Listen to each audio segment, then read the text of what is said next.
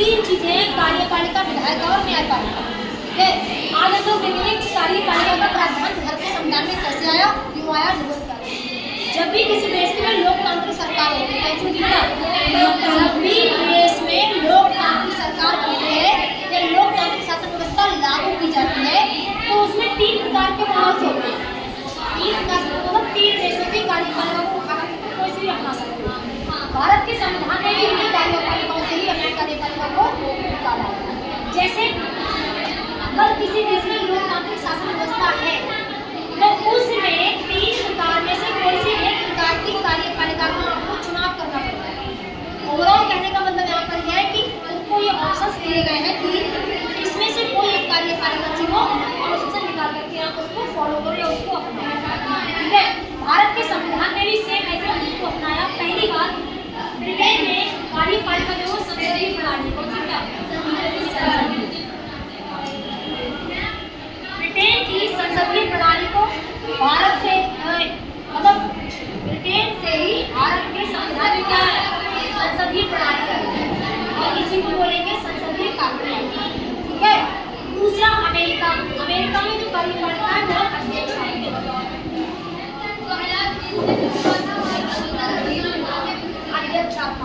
यहाँ पे तुमको अध्यक्ष प्रणाली देनी है, समझ रहा है।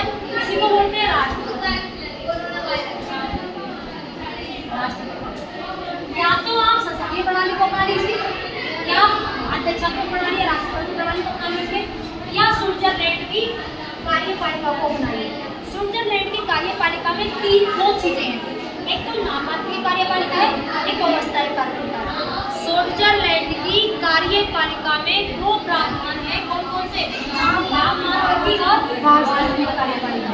इन अगर कोई भी देश लोकतांत्रिक शासन व्यवस्था को फॉलो कर रहा है तो इन चारों में से कोई सी अपने उसको लेकर के आ सकता है। ठीक है, तो नामांकित कार्यपालिका में जो अध्यक्ष होता है क्या, वो होता है प्रधानमंत्री। लेकिन प्रधानमंत्री के पास इतनी पावर नहीं है कि वो कोई भी काम स्वयं कर सके, वो करता है मंत्रिपरिषद की सलाह पर। बराबर,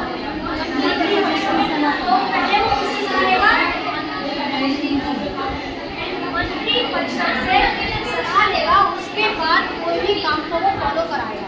अब मंत्रिपरिषद की बिना सलाह पर प्रधानमंत्री नहीं करता, क्योंकि पूरे के पूरे मंत्रिपरिषद का अध्यक्ष ही कौन होता है, पूरी की पूरी कार्यपालिका के जो मंत्रिपरिषद होता है उसका अध्यक्ष कौन होता है, प्रधानमंत्री। नामांकित कार्यपालिका में जो डिसीजन लेने का काम होता है वो प्रधानमंत्री करता है, लेकिन किसकी सलाह पर, मंत्रिपरिषद की सलाह पर प्रधानमंत्री। वास्तविक कार्यपालिका क्या होता है, इसका अध्यक्ष होता है राष्ट्रपति। राष्ट्रपति क्या है, उस चीज को अपना चाहे अपना फॉलो कराए चाहे कानून को लागू कराए, पूरा का पूरा कौन होता है, ये होता है। भारत के संविधान में भी आर्टिकल 53 के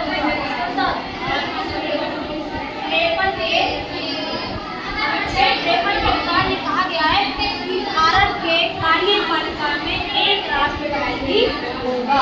ये किसे बोला गया, ये आर्टिकल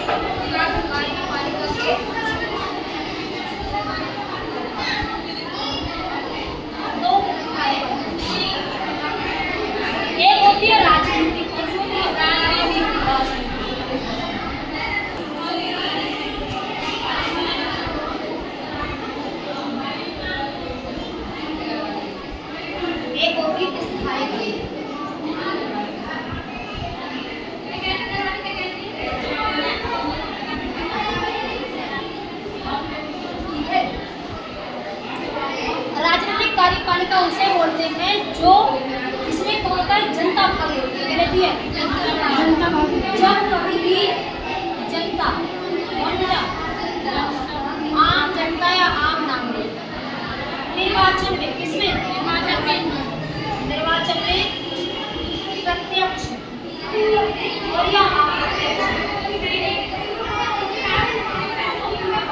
से भाग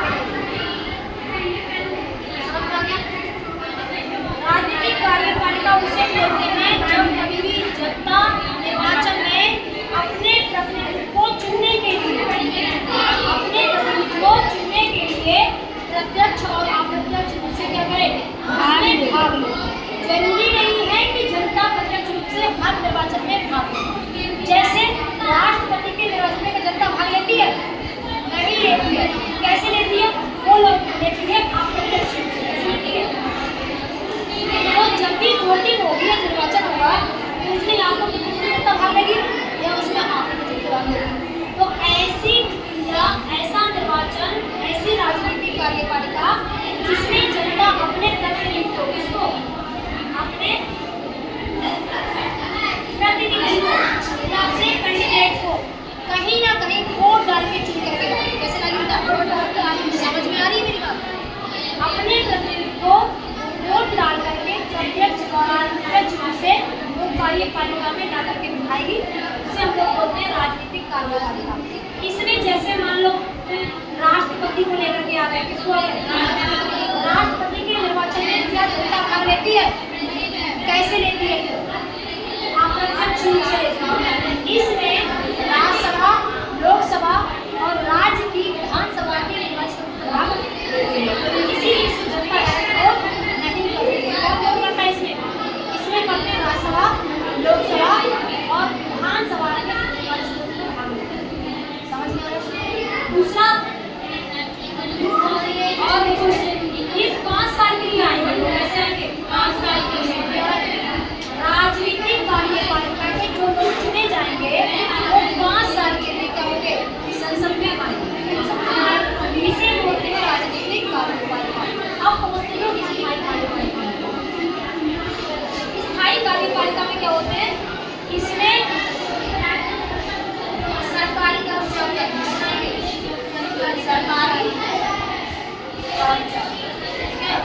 ऐसे लोग जो क्या हो गए, पढ़ लिख के आएंगे। जैसे सचिव हो गया, सचिव, महानिदेशक हो गए, महानिदेशक। समझ में आ रहा है? इनका जो कार्यकाल होगा वो इनकी योग्यता पर डिपेंड करेगा। किस पर? ये बेचारे कैसे होंगे? ये अपनी योग्यता से आएंगे। कैसे आएंगे? योग्यता के आधार पर इनका चुनाव होगा और योग्यता के आधार पर ये लोग क्या करेंगे? अपना चुनाव करेंगे। समझ में आ रहा है? और इसे बोलते हैं, हम लोग बोलते हैं सिविल सर्विस। क्या बोलते हैं? Civil service. सिविल सर्विस के लोग जितने भी होंगे वो किस कार्यपालिका में आएंगे? स्थायी कार्यपालिका। समझ में आ रहा है? तो स्थायी कार्यपालिका में वो लोग आएंगे जो अपनी योग्यता के आधार पर पढ़ लिख करके कार्यपालिका में भाग लेते हैं। इन लोगों का जितना रिटायरमेंट का होगा उसमें, लेकिन ऐसा नहीं है कि 5 साल में इनके पैसे उतार दिए, ऐसा नहीं होता है। देखो इनका क्या होगा? ये 5 साल के लिए आएंगे, उसके बाद दोबारा निर्वाचन होगा। लेकिन इनका ऐसा नहीं है कि वो लोग आएंगे सरकारी कर्मचारी को चुनते और पढ़ लिख के आए। ठीक है? इस तरह 2 प्रकार की कार्यपालिका इसमें होती है। आगे देखो इसमें और कार्यपालिका का आप देखते हैं कि विश्व में कार्यपालिका के मॉडल कौन से हैं? आपको पता होगा कि भारत के संविधान में हर किसी के सोच को लिया गया। भारत ने खुद की चीजें सिर्फ अपने से ली है, बाकी देशों से हुए हैं, मतलब कितनी चुराई है। ऐसे ही विश्व में भी कार्यपालिका को बहुत सारे विवरण मिलेंगे, बहुत सारे मॉडल मिलेंगे अलग अलग। ज्यादातर जो मॉडल है वो 3 प्रकार के हैं। एक है अध्यक्षात्मक, एक होता है संसदीय व्यवस्था, एक है अध्यक्षात्मक व्यवस्था। इसमें 3 प्रकार के कार्यपालिका के मॉडल देखने के लिए मिलेंगे, जिसमें अध्यक्षात्मक व्यवस्था में क्या होता है? राष्ट्रपति देश हो या सरकार हो, उसका मेन पर्सन होता है। मतलब पूरी की पूरी पावर किसके हाथ में होती है? राष्ट्रपति के हाथ में होती है। अर्थात ऐसी कार्यपालिका जिसमें अध्यक्षात्मक व्यवस्था होगी उसमें किसके हाथ में होगी? राष्ट्रपति के हाथ में। पावर पूरी किसके हाथ में होगी? राष्ट्रपति के हाथ में। और इस प्रकार का होते हैं कि राष्ट्रपति इस कार्यपालिका को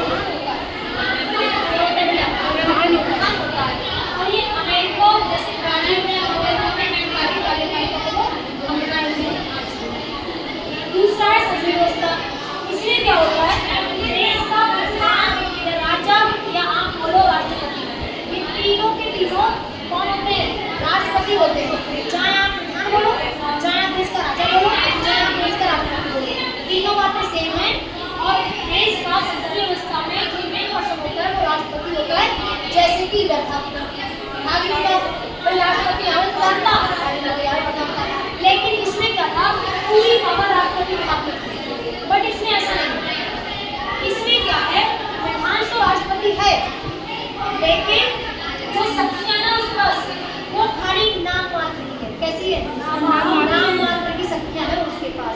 जो रियल पावर है ना, जिसे कहते हैं वास्तविक शक्ति, वास्तविक शक्ति वो पीएम के पास है। किसके पास है? पीएम के पास। अर्थात पीएम ही बोले, किसे बोलेंगे? मंत्रिमंडल। किसके पास? मंत्रिमंडल। क्यों? क्योंकि मंत्रिमंडल है, मंत्री परिषद का अध्यक्ष कौन होता है? पीएम होता है। तो रियल शक्ति किसके पास है यहाँ पर? पीएम के पास है, पीएम के पास। समझ में आ रहा है? इसमें शासन व्यवस्था में क्या होता है, देश का प्रधान जो होता है वो राष्ट्रपति होता है। राष्ट्रपति के पास नाम वाली शक्तियां होती हैं, वे शक्तियां मंत्रिमंडल या मंत्रिपरिषद के पास होती है, पीएम के पास। जापान और पुर्तगाल, इन देशों में ये सारी सत्ता देखने के लिए जर्मनी ठीक है। अब बोलते हैं अर्थव्यवस्था में, इसमें देखो दोनों व्यक्ति में होंगे, कौन? राष्ट्रपति होगा और पीएम भी होगा, दोनों के राष्ट्रपति भी पावर होगा और पीएम भी पावर होगा। दोनों के दोनों प्रेसिडेंट होगा, पीएम के पास क्या होती है? इसका अध्यक्ष होगा, इसके पास दोनों की बराबर शक्तियां होंगी, लेकिन जो शक्ति ज्यादा होगी किसके पास होगी? वो भी राष्ट्रपति के पास। ज्यादा शक्ति किसके पास होगी? राष्ट्रपति के पास। किसके पास होगी? राष्ट्रपति के पास। और दोनों कहीं ना कहीं एक तरह भी हो सकते हैं। जैसे मान लो कोई बीजेपी से है या कोई कांग्रेस से है, तो हो सकता है कि प्रधानमंत्री बीजेपी से हो और राष्ट्रपति और कोई से हो। तो इसमें इस वाली व्यवस्था में ऐसा भी हो सकता है कि दोनों एक दल से भी हो सकते हैं। एक ही पॉलिटिकल दोनों के दोनों एक ही से हो सकते हैं, ठीक है। और इसमें क्या होता है,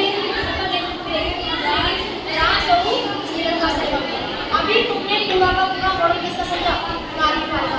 कौन सी कार्यपालिका में भारत ने कौन सी कार्यपालिका बनाई है? कार्यपालिका का काम क्या होता है? कार्यपालिका किस आप देखेंगे कार्यपालिका में कौन कौन आएगा।